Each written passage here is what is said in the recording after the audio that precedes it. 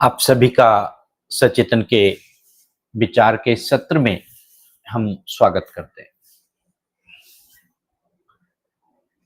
कल हमने विचार के सत्र में बात की थी कि जब तक प्रज्ञा प्रखर नहीं होगी, जब तक आपके आंतरिक बुद्धि का विकास नहीं होगा, तब तक हम सोचें कि हमारी चेतना का विकास हो जाए, हमारा आत्मिक विकास हो जाए, तो ये असंभव है।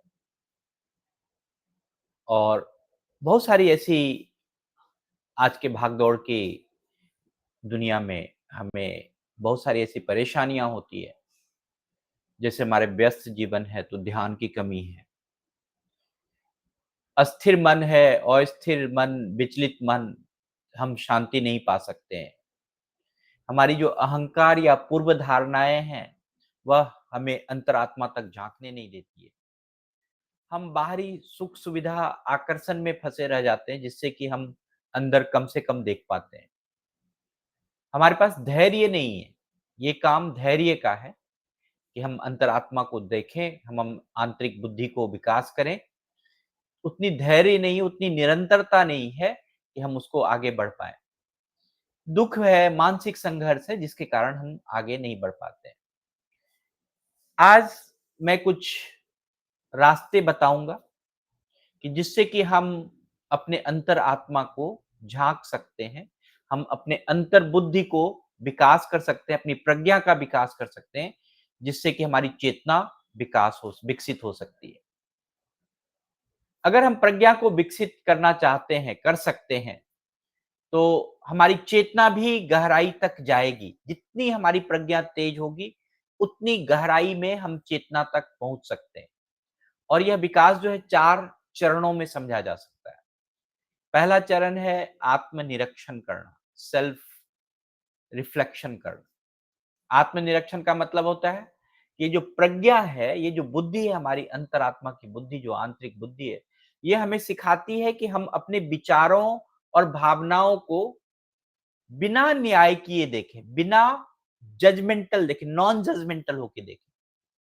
जो आपके जीवन में इतना अच्छा गुण आ जाएगा कि आपको किसी से कभी कोई परेशानी नहीं होगी। लेकिन वो जो सेल्फ रिफ्लेक्शन है, हम बिना अपने विचार और भावनाओं से कैसे हम आगे बढ़ सकते हैं, कैसे हम विचार और भावनाओं को सुलझा सकते हैं, उसके लिए हमें आत्मनिरीक्षण करने की ज़रूरत है।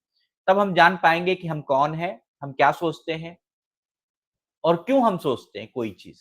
दूसरा जो अ, चरण है, वो है साक्षी भाव होना। साक्षी भाव होना मतलब विटनेस ऑफ कॉन्शियसनेस।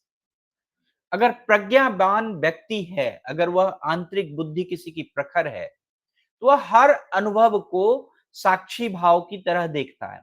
यानी हर अनुभव में अपने आप को रखकर देखता है। इसी को हम कहते हैं साक्षी भाव होना। हम कहते हैं ना, कभी-कभी उस सिचुएशन में अपने आप को रखकर देखें। तो वो प्रज्ञावान होंगे तभी जब आपका दुःख, क्रोध, सुख आदि जो है सब चीज़, वो सब चीज़ आप उसको साक्षी भाव से उसी स्थिति में अपने आप को देखना शुरू करेंगे। तो हमें उनसे बंधते नहीं हैं, बस हम उनको समझते हैं। हम उस दुःख से नहीं बंधेंगे, हम उस सुख से नहीं बंधेंगे, लेकिन हम उसको समझने की कोशिश तो ज़रूर करेंगे, यही है साक्षी भाव। तीसरा जो स्टेप है वो है विवेक से निर्णय लेना, वाइज़ डिसीजन लेना। प्रज्ञा केवल जानकारी नहीं देती है किसी चीज़ के बारे में, बल्कि कब, क्या, कैसे करना है, यह भी निर्णय लेने की क्षमता देती है। और इससे हमारी चेतना का सही और गलत के बीच में हम भेद कर पाते हैं। और चौथा जो है वो है ध्यान और मनन। प्रज्ञा का अभ्यास हमें ध्यान और शांति की ओर ले जाता है। तो जब हम मन शांत होगा, तो हमारी आत्मा की गहराई प्रकट होगी और यही चेतना का विस्तार है। प्रज्ञा का अर्थ ही है आत्मज्ञान, विवेक और अनुभव। इन तीनों का समायोजन अगर हो तो हम चेतना की उच्च स्थिति तक पहुँच सकते हैं और जहाँ पर जीवन की जागरूकता, करुणा, हम शांति सब कुछ अपने जीवन में भर सकते हैं। तो आज मैं आपसे बात करूँगा आत्मनिरीक्षण के बारे में। आत्मनिरीक्षण, सेल्फ रिफ्लेक्शन का अर्थ होता है स्वयं को भीतर से देखना। अब यह जो प्रक्रिया है, जिसमें हम अपने विचारों को, भावनाओं को, इच्छाओं को, अपने कार्यों को शांति से मन में अवलोकन करते हैं, मन ही मन उसका निरीक्षण करते हैं। क्यों आवश्यक है? हर चीज़ को निरीक्षण करना क्यों आवश्यक है? आपको अपने आप में वह चीज़ समझना क्यों आवश्यक है? यहाँ हम अपनी कमियों को और अपनी शक्तियों को जानने का अवसर देते हैं कि हमारे अंदर कौन-सी कमी है, हमारे अंदर कौन-सी शक्ति है, कौन-सा स्ट्रेंथ है, कौन-सा वीकनेस है। गलतियों को स्वीकार करने के लिए और उसके सुधारने की दिशा में हमको बढ़ने में मदद मिलेगा। अगर हमारी गलती है, तो हम खुद उस गलती को स्वीकारें और उसको आगे बढ़ें। अगर हम आत्मिक विकास या आंतरिक शांति की ओर मार्गदर्शन करना चाहते हैं, तो हमें अंतर आत्मा का निरीक्षण करना आवश्यक है। ये तो ज़रूरी है। आप देखे होंगे, मैं उदाहरण के तौर पे कहता हूँ कि प्राचीन काल में या अभी भी ऋषि-मुनि जो है, एक दिन का समय उपवास के लिए लेते थे, आत्मनिरीक्षण के लिए रखते थे। वे सोचते थे कि आज मैंने क्या अच्छा किया या क्या अच्छा किया, क्या कठोर व्यवहार किया किसी के साथ, क्या मेरी सोच है, क्या मेरी वाणी है, क्या मेरे कर्म है, क्या सभी मेल खाते हैं या नहीं खाते हैं। पहले ज़माने में ऐसा पूरी तरह से गुरुकुल में एक परंपरा थी कि हम आत्मनिरीक्षण के लिए समय निकालें। और मैं सचेतन भी यही कहता हूँ, मनोविकास में भी ये परंपरा है कि आप आत्मनिरीक्षण के लिए सचेतन में समय निकालें और आपको बड़ा अच्छा सकून मिलेगा। आपका प्रज्ञा, आपकी जो आंतरिक बुद्धि है वो प्रखर होगी। कैसे करें आत्मनिरीक्षण? आप चाहे तो ध्यान कीजिए डेली या डायरी लिखिए। दिन भर की गतिविधि, भावनाओं का मूल्यांकन कीजिए ध्यान में, भावनाओं डायरी में।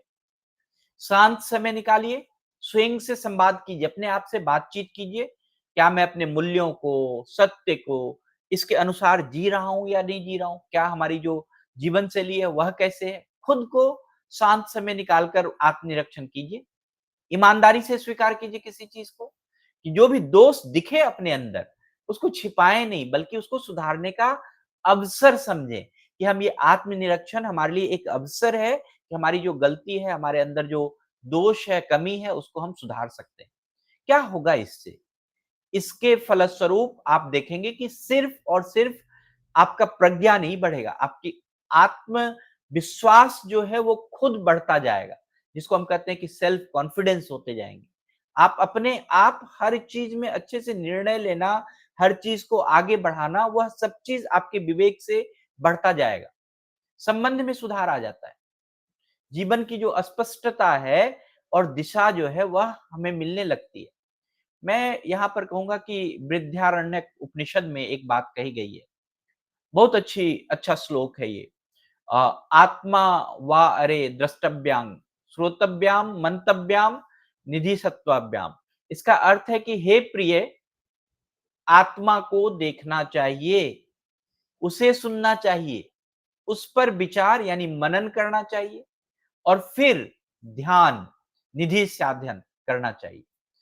अगर हम ये चीज़ करते हैं, आत्मा का अवलोकन, आत्मा को सुनना, अपने विचारों का मनन और ध्यान, तो फिर हमारा जो प्रज्ञा है, जो आत्मनिरीक्षण करने से जो हमारी प्रज्ञा प्रखर होती है, वो अपने आप होना शुरू हो जाएगा। ये 4 चरण हैं इसमें बड़े अच्छे से, आप इस श्लोक में। सबसे पहला है श्रोतव्याम, श्रवण करना। आप कोई भी बात को सुनिए, चाहे वो गुरु से हो, सत्य से हो, आप कोई विचार हो, किसी चीज़ को सुनने की इच्छा से सत्य का ज्ञान आपको मिलेगा। चाहे वो कहीं से भी कोई स्रोत से सुनिए और बहुत ज़रूरी है उसको मनन करना।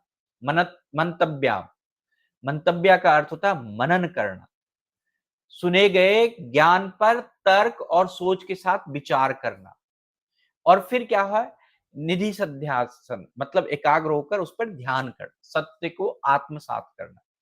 और जो चौथा है द्रष्टव्याम, उसको दर्शन करना, उसका प्रत्यक्ष बोध करना। अंत में जो है उस आत्मा का प्रत्यक्ष अनुभव करना। मतलब आपको कोई भी विचार आए, कुछ भी आए, आप उसको सुनिए अच्छे से, उसका मनन कीजिए, उस पे ध्यान कीजिए और उसी चीज़ में आप एक बार रहकर देखिए, उसको अपने आप को वहाँ पर प्रस्तुत करके देखिए, तो आपका आत्मनिरीक्षण अपने आप बढ़ता जाएगा। और यही आत्मनिरीक्षण का गहनतम रूप भी है। जब व्यक्ति ज्ञान को केवल पढ़ता सुनता नहीं बल्कि उसके भीतर ही देखता है, उसके ही अंदर जीता जाता है, तो वो भी आपके लिए जो है कि आपको बड़ा अच्छा आगे ले जाएगा। अगर आपको प्रत्यक्ष बोध करना है आत्मा का, प्रत्यक्ष अनुभव करना है उस ज्ञान का, तो ये जो द्रष्टव्या शब्द है, इसका अर्थ है देखा जाना चाहिए उस चीज को। देखने का अर्थ केवल आंखों से नहीं देखना है, उसका आत्मिक अनुभव की बात है, जो शब्दों, विचारों और कल्पनाओं से परे होता है। उसमें कोई ना शब्द होता है, ना विचार होता है, ना कोई कल्पना नहीं होती। कोई जजमेंटल थॉट्स आपको नहीं होता जब किसी चीज को आप प्रत्यक्ष अनुभव करना, सिर्फ आप होते हैं उसमें। तो यह जो आत्मिक अनुभव की बात है, ये आत्मा का जो प्रत्यक्ष अनुभव है, जब आपको खुद आप स्वयं उस चीज़ के अनुभव को करेंगे, तभी पता चलेगा कि मैं कौन हूँ? जो उत्तर है, जो विचार में नहीं रह जाता, सिर्फ़ उसको आप देख सकते हैं। जो आपका अहंग है, ईगो और जो शरीर की पहचान है कि हम राम, श्याम, मोहन, आलोक हैं, ये सब मिटती चली जाती है। हम सुंदर हैं, हम खराब हैं, अच्छे हैं, ये सब खत्म हो जाता है। केवल शुद्ध मैं बचता है, जिसको देखा नहीं जा सकता है। आप क्या हैं अंदर से, उसको देख नहीं सकता कोई भी, लेकिन उसको बड़े अच्छे से जिया जा सकता है।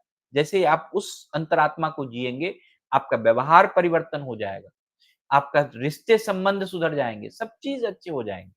तो यह कैसे हो सकता है? इसका अनुभव क्या है? वही मैंने कहा श्रवण, मनन, निधिध्यासन, ध्यान, इन 3 को जब आप पूरी तरह से शांत हो जाएँगे, तो उस आत्मा स्वयं आपको प्रकट कर देगी। आपको खुद वहाँ पर द्रष्टव्या हो जाएँगे कि आप उस चीज़ को देखना शुरू करेंगे।